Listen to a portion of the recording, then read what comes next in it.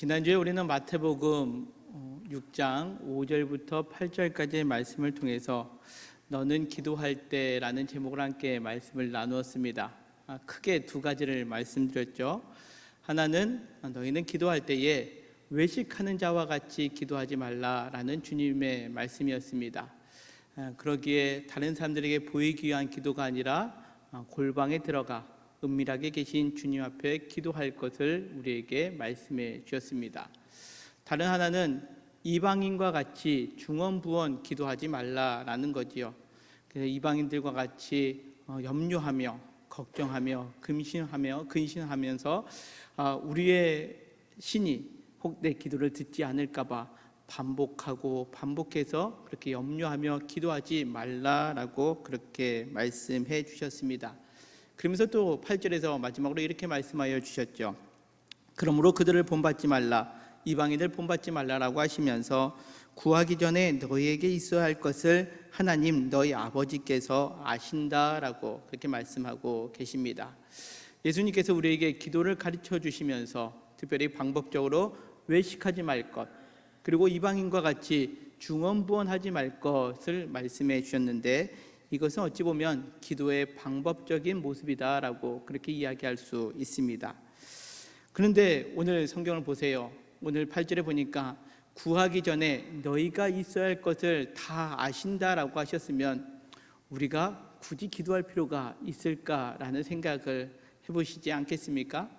그러나 예수님께서는 그러기에 하나님께서 모든 것들을 아시기에 너희 기도 안 해도 돼 라고 이야기하시는 것이 아니라 이제 이어지는 9절부터 이렇게 말씀합니다. 너희는 그러기에 이렇게 기도하라 라고 하면서 주님께서 가르쳐 주시는 기도를 우리에게 보여주고 계시다라는 겁니다.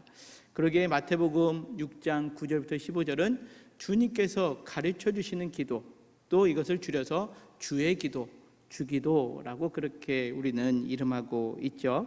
그래서 오늘 본문을 통해서 그러면 우리가 외식하는 기도가 아니라 이방인과 같이 중언부언 기도하는 것이 아니라 이제 그러면은 주님께서 우리에게 기도를 가르쳐 주시는데 어떤 내용을 가지고 우리가 기도해야 되는가, 그것을 오늘 말씀 가운데 함께 살펴보고자 합니다. 먼저 9절은 이렇게 시작합니다. 하늘에 계신 우리 아버지여 라고 그렇게 시작하죠. 자, 오늘 이 성경 본문을 딱 우리가 받아들이면서 기도할 때에 하늘에 계신이라는 단어를 생각할 때 하나님은 어디 계시다라고 여러분들은 딱 받아들이십니까? 저 높고 높은 곳에 계신 하나님 이렇게 생각하지 않습니까? 그런데 사실 이방인들도요, 자신들의 신은 어디 있다라고 생각하냐면 저 높고 높은 곳에 있다라고 생각합니다. 그러다 보니까 그 신들은 자신들의 기도를 때로는 안 들을 수도 있다라고 여겼던 거죠. 그런데 예수님께서 지금 가르쳐 주시는 기도 가운데는 하늘에 계신 우리 아버지다라고 그렇게 말씀하고 있습니다. 하늘에 계신, 즉 하나님이 거하시는 곳, 그곳을 성경에서는 하늘이라는 표현을 쓰고 있는데요. 우리가 한글 번역 성경에서는 그 의미를 잘 이렇게 새겨 보지는 못하지만 이 하늘에 계신 할 때 이 하늘이 원어적으로 보면 복수 형태로 되어 있습니다. 그러기에 이것을 원어대로 직역하면 하늘들에 계신 우리 아버지다라고 그렇게 이야기할 수 있죠. 여러분들 생각해 보십시오. 그러면 하늘이 몇 개입니까? 하나가 아니라 둘 이상이다라는 뜻입니다. 우리가 생각하는 하늘은 하나잖아요.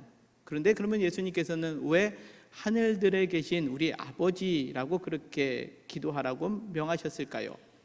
여기서 하늘들이라는 것은요, 하나님이 거하시는 곳을 의미합니다. 자, 여러분들 하나님은 어디에 계시나요? 저 높고 높은 하늘에만 계시는 분이 우리 하나님이시다라고 우리는 그렇게 믿지만, 그러나 더불어 하나님은 저 하늘 위에도 계시고 또 우리 가까이에도 계십니다. 어디에 계십니까? 지난주에 말씀 가운데 함께 우리가 살펴보았죠. 하늘들은 바로 은밀한 중에 계시는 내 아버지시다라고 하셨던 6절의 말씀처럼 하나님은 우리의 골방, 우리의 마음속 깊은 곳에 임하여 주시고 계시기 때문에 그 하늘에 계신 우리들의 아버지다라는 것은 지금 우리 안에 거하시는 그 하나님께 우리가 기도할 것을 명하고 계시다라는 거죠. 그러기에 멀리 떨어져서 우리의 기도를 들으실까 안 들으실까 염려, 걱정, 근심하면서 기도하는 것이 아니라 지금 나와 함께 하시는 그 하나님과 함께 기도하라라고 그렇게 주님은 우리에게 기도를 알려주고 계시다라는 겁니다. 그러면서 오늘 성경은 또 이렇게 말씀하시죠. 하늘에 계신 우리 아버지시다라는 거죠. 하늘에 계신 나의 아버지가 아니라 각 사람들의 마음, 즉 하늘들에 계신 우리 아버지시기 때문에 나만의 하나님이 아니라 모두의 하나님, 우리들의 하나님이시다라는 것을 성경은 말씀하고 있습니다. 그러기에 오늘 우리에게 기도의 내용을 알려주시는 것은 무엇이냐? 우리의 기도가 나만을 위한 기도가 아니라 우리를 위한 기도를 해야 될 것을 주님은 우리에게 알려주고 계시다라는 거죠. 나만을 위한 기도가 아니죠. 우리는 사실 그동안 우리의 기도를 한번 생각해 보면 어떻습니까? 때때로 아니죠. 아주 많이 나만을 위해서 기도하고 있지 않습니까? 내가 잘 되고, 그러면서 또 어떤 분들은 속으로 그렇게 생각하죠. 나는 다른 사람을 위해서 중보기도, 도고기도도 많이 하고 있는데 라고 생각하지만, 우리가 나라는 범위를 확장시켜 보면 내 주변에 있는 그 모든 사람들 또한 나를 중심으로 얽혀져 있는 사람들을 위한 기도이기 때문에 실상은 우리의 중보기도도 어찌 보면 나를 위한 기도 범주 안에 포함시킬 수 있다라는 겁니다. 그런데 오늘 예수님께서 가르쳐 주시는 기도의 내용은 어떻습니까? 우리를 위한 기도다라는 거죠. 내가 누군가와 마음적으로 상함이 있습니다. 내가 생각할 때 상대방이 잘못했습니다. 그 상대방이 하나님으로부터 좀 벌도 받았으면 좋겠습니다. 그런데 여러분들 어떻습니까? 상대방이 나를 볼 때는 어떨까요? 상대방이 나를 볼 때 상대방이 내가 잘못했구나 라고 생각하기보다는 상대방도 나를 볼 때 저 사람이 잘못했기 때문에 저 사람이 하나님께 벌 좀 받았으면 좋겠다라고 생각할 수도 있다라는 거죠. 무엇을 의미하느냐? 우리의 하나님은 나만을 위해서 기도하는 그런 것을 우리에게 원하시는 것이 아니라 나랑 분쟁이 있는 그 모든 관계, 그리고 나랑 상관이 없는 그 모든 상황 속에서도 우리가 나만을 위한 이기적인 기도이기보다는 공동체 전체를 생각하는 기도, 그 기도를 지금 우리에게 원하고 계시다라는 사실이죠. 그러면서 오늘 성경은 우리에게 말씀하시는 것은 이렇게 우리가 기도할 때에 그 우리의 기도를 들어주시는 그분은 누구시느냐? 바로 아버지시다라고 그렇게 말씀하고 있습니다. 자, 하나님을 아버지라고 부를 수 있는 사람은 누구가 하나님을 아버지라고 부를 수 있을까요? 자녀일 때 하나님을 아버지라 부를 수 있습니다. 오늘 예수님께서 이 마태복음 6장 안에 담겨 있을 때, 이 마태복음 6장은 예수님께서 제자들에게 하시는 말씀이었거든요. 그러기에 이 제자들은 이제 하나님을 아버지라 부를 수 있게끔 예수님께서 말씀하여 주시고, 이것을 다르게 적용하자면 이제 제자들은 예수님의 자녀다라는 것을 말씀할 수 있습니다. 예수님의 제자들만이 자녀일까요? 그렇지 않습니다.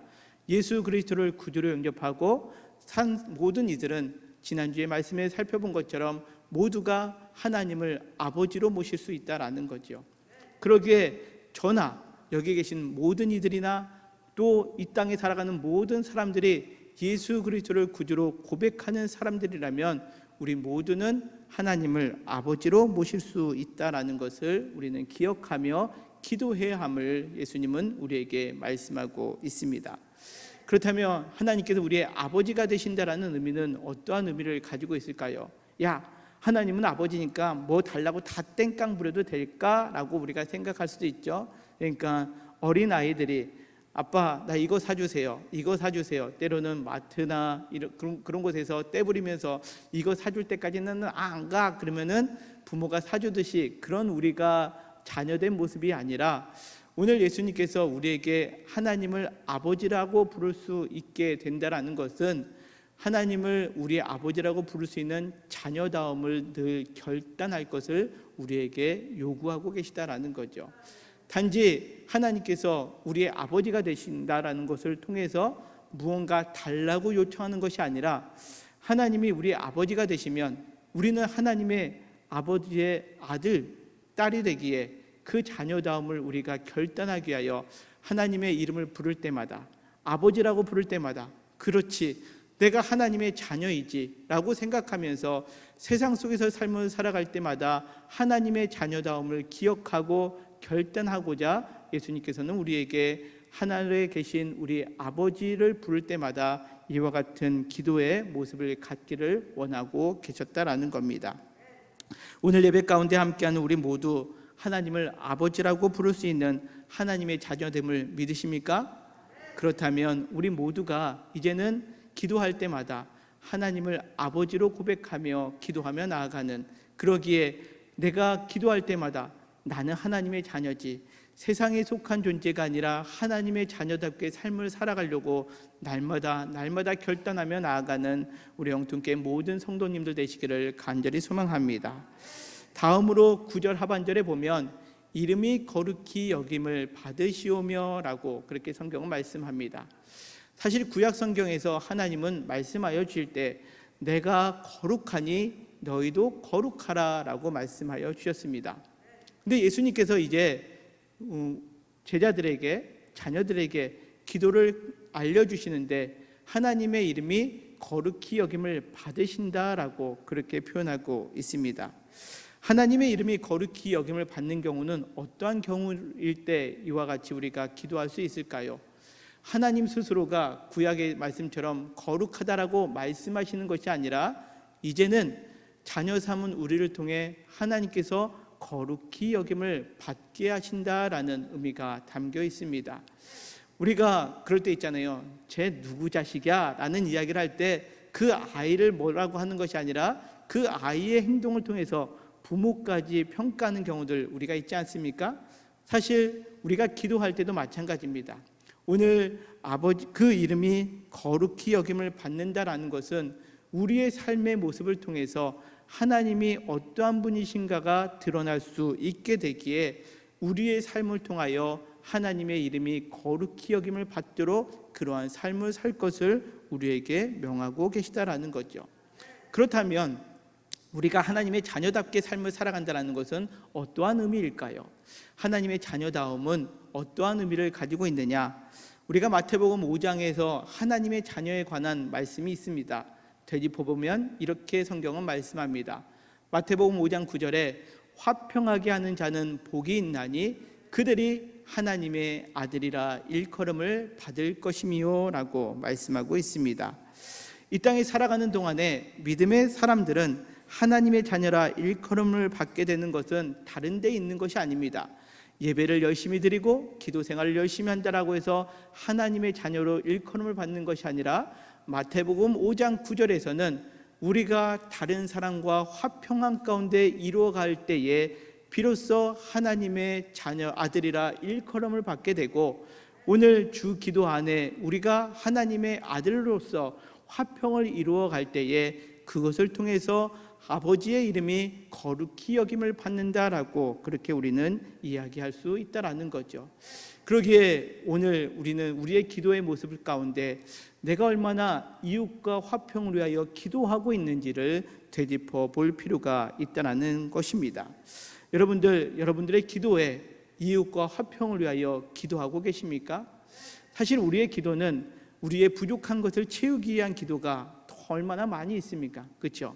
물질이 부족할 때, 건강이 부족할 때, 지혜가 부족할 때는 열심히 기도하지만 실상 이웃과 화평을 이루어가기 위해서 그것이 내가 하나님의 자녀다움을 회복하는 길이고 또 그 하나님의 자녀다움을 회복함으로 인하여 아버지의 이름이 거룩히 여김을 받는다라는 그런 생각을 우리는 얼마나 하면서 기도하고 계십니까?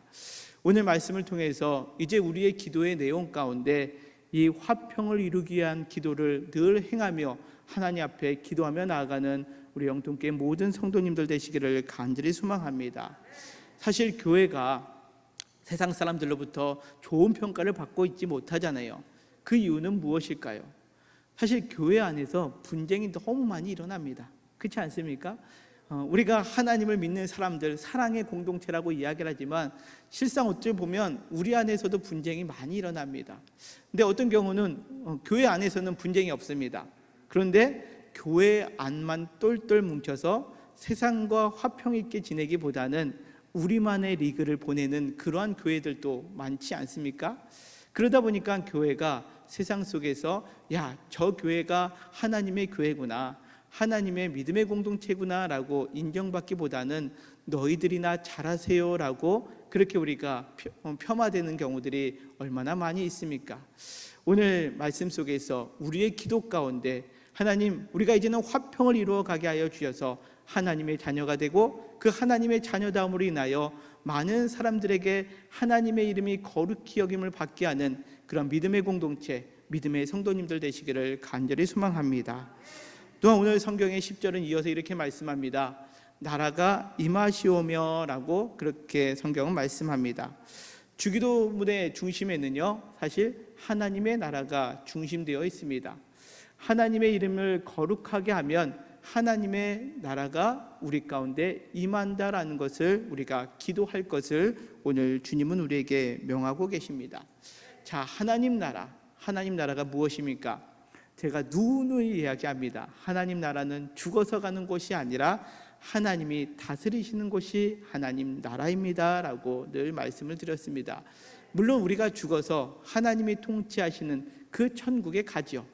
그러나 그곳을만이 우리의 소망이 아니라 이 땅에서도 하나님의 다스리신 가운데 거할 때에 그곳이 하나님 나라가 될 수 있다는 겁니다.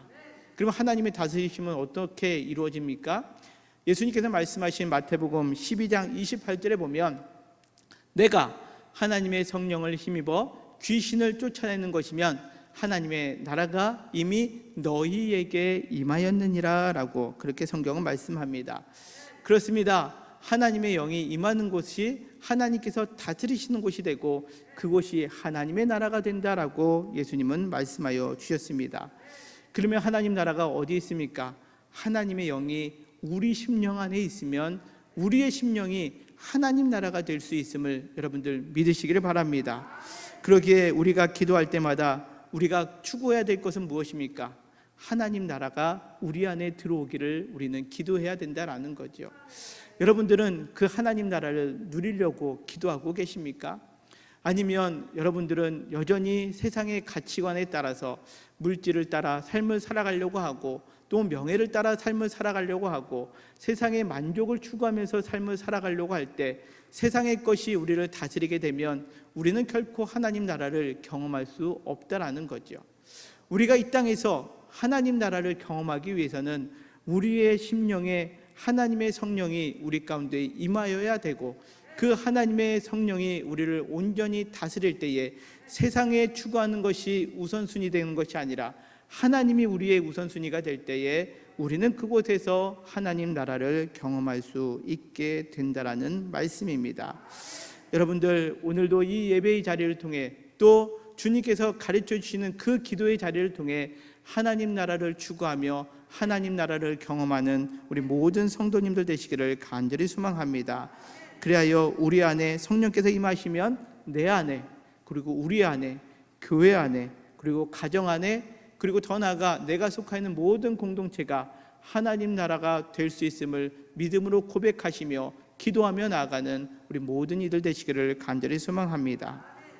자, 다음으로 10절 하반절에 보면 뜻이 하늘에서 이룬 것 같이 땅에서도 이루어지다라고 그렇게 말씀하고 있습니다.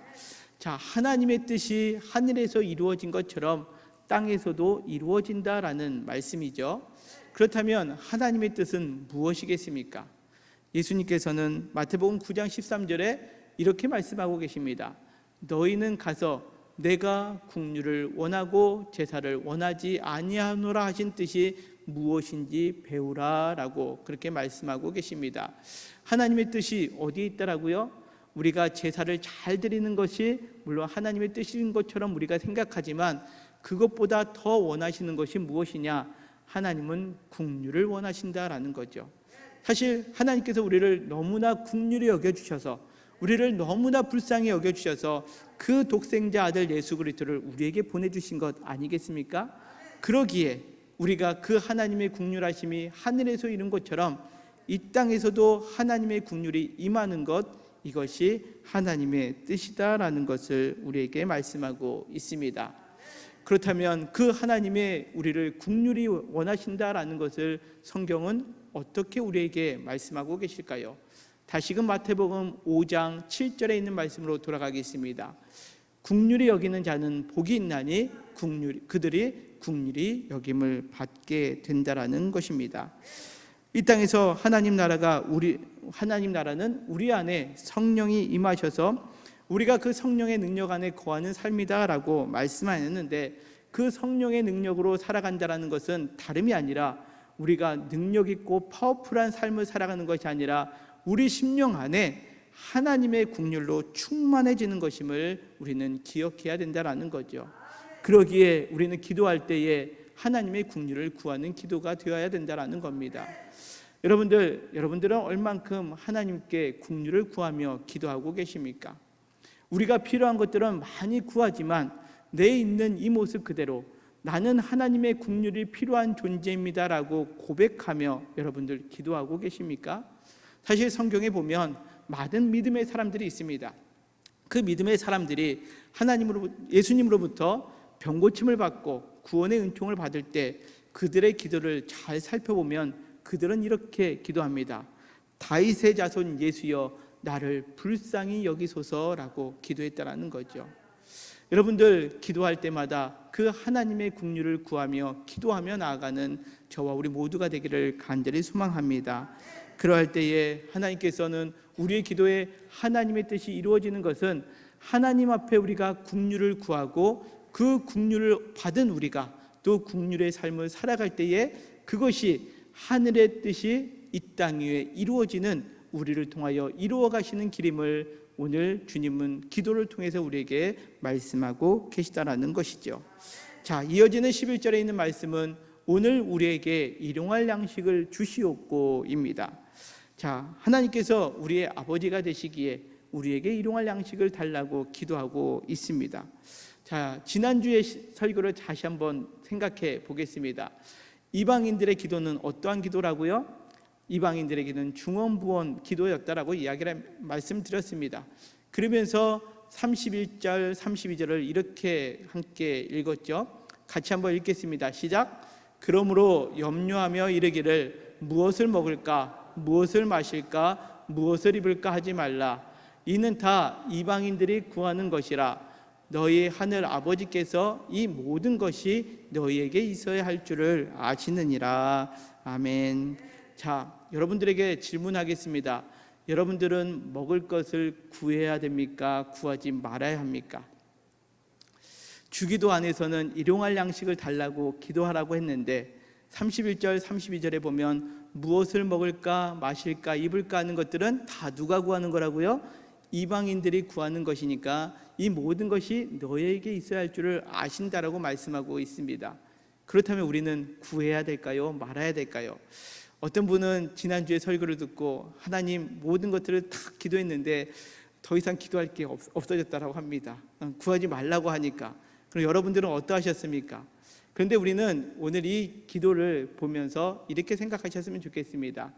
양식, 우리에게 필요한 양식을 구하는 기도의 형태는 같아 보입니다.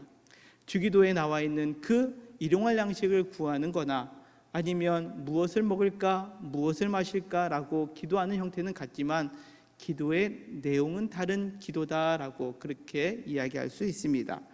지난주에 말씀드린 것처럼 이방인들이 기도할 때에 그들은 염려하며 구합니다. 왜 염려하며 구한다고요? 그들의 신이 혹 들어주시지 않을까 봐. 내가 지금 양식이 필요한데 그들의 신이 듣지 않을까 봐 염려하며 구합니다. 좀 주세요 라고 이렇게 염려하면서 구하는 겁니다. 그러나 우리는 누구라고요? 하나님의 자녀입니다. 하나님의 자녀로서 아버지께 구하는 것은 무엇입니까? 나는 아버지 없이는 살아갈 수 없는 존재입니다. 그러기에 조금 전에 말씀드린 것처럼 내가 하나님의 긍휼하신 가운데 있을 때만이 나는 날마다 살아갈 수 있는 존재입니다라는 그 신앙의 고백으로 기도하는 것이 필요하다라는 거지요. 그러기에 하나님이 내 아버지가 되시고 또 내가 하나님의 자녀가 될 때에 하나님이 날마다 나에게 공급해 주시는 것으로 나는 살아갈 수 있는 존재입니다라는 그 신앙의 고백이 오늘 우리에게 일용할 양식을 구하는 기도가 된다라는 겁니다.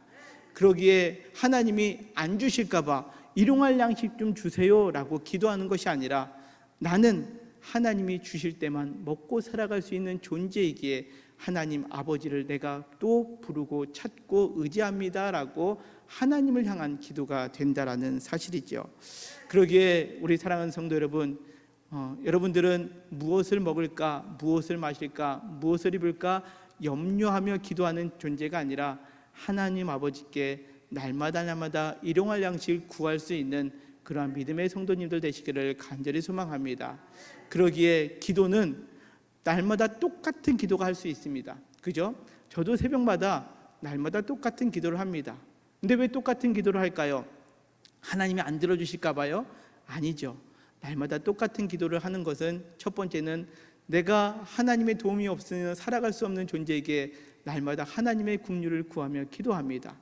그리고 하루하루 삶을 살아갈 때에 하나님께서 나를 이끌어 주시지 아니하면 나는 정말 살아갈 수 없는 존재임을 고백하기에 하나님 오늘도 나에게 일용할 양식을 주시고 오늘도 내 발걸음을 인도하여 주시고 내가 또 목회자로 말씀을 전할 때에 하나님의 도우심을 구하며 날마다 똑같은 기도를 할 수밖에 없다라는 거죠. 왜요? 하나님이 안 들어주실까 봐가 아니라 내가 연약한 존재이기 때문에 그렇습니다. 여러분들 이러한 마음으로 여러분들도 날마다 일용할 양식을 구하듯이 날마다 하나님의 은혜와 긍휼을 구하며 기도하며 나아가는 믿음의 성도님들 되시기를 간절히 축원합니다.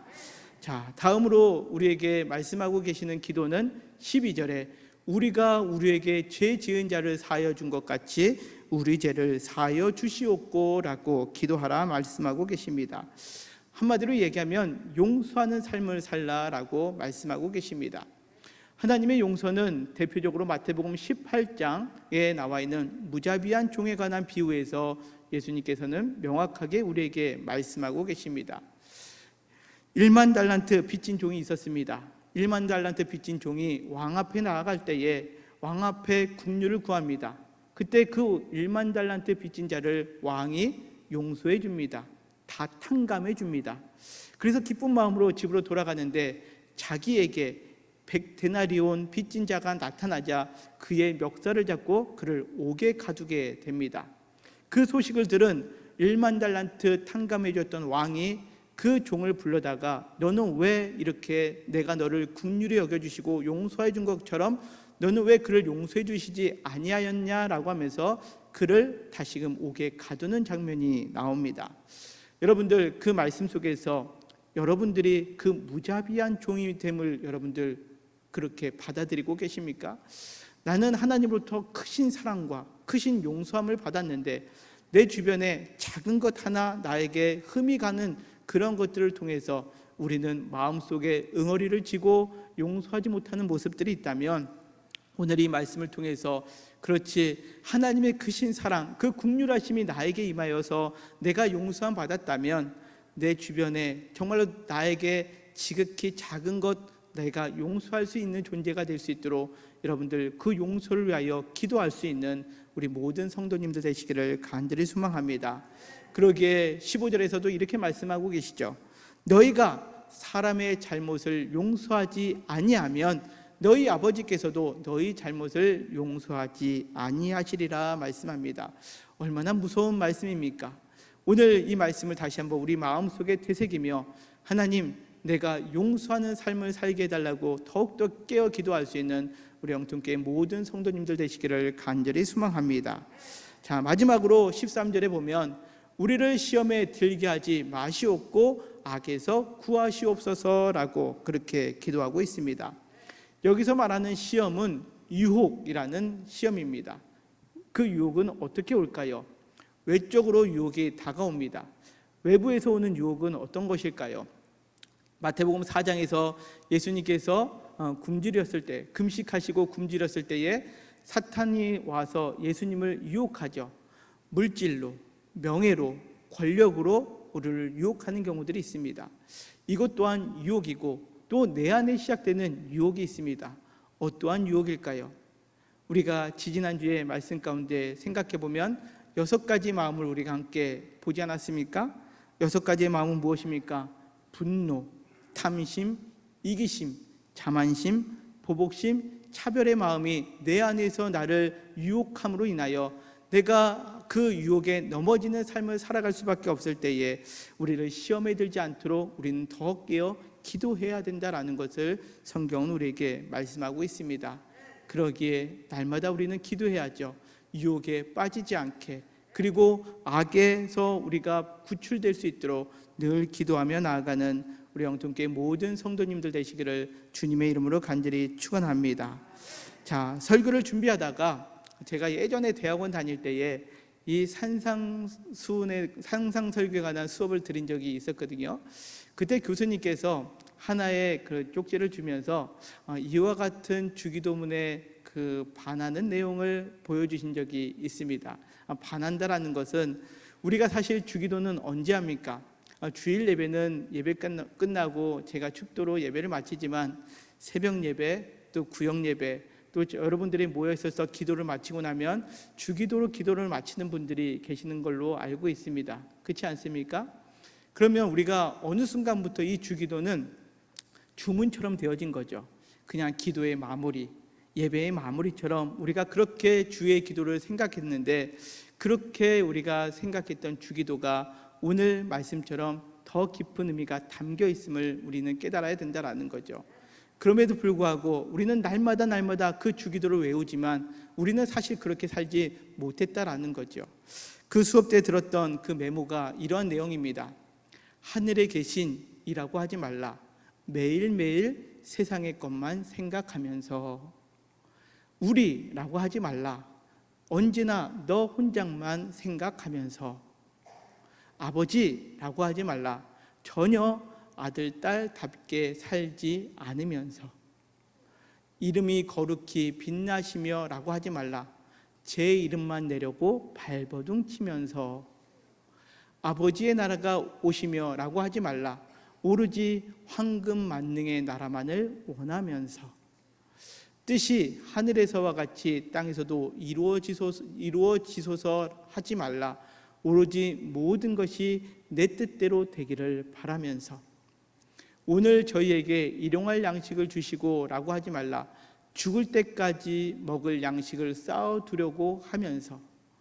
저희에게 잘못한 일을 저희가 용서하오니 저희의 죄를 용서하시고 라고 하지 말라. 여전히 아직도 마음 한구석에서 앙심을 품고 있으면서. 저희를 유혹에 빠지지 말게 하시고 하지 말라. 죄인 줄 알면서도 항상 죄를 지으며 살아가면서.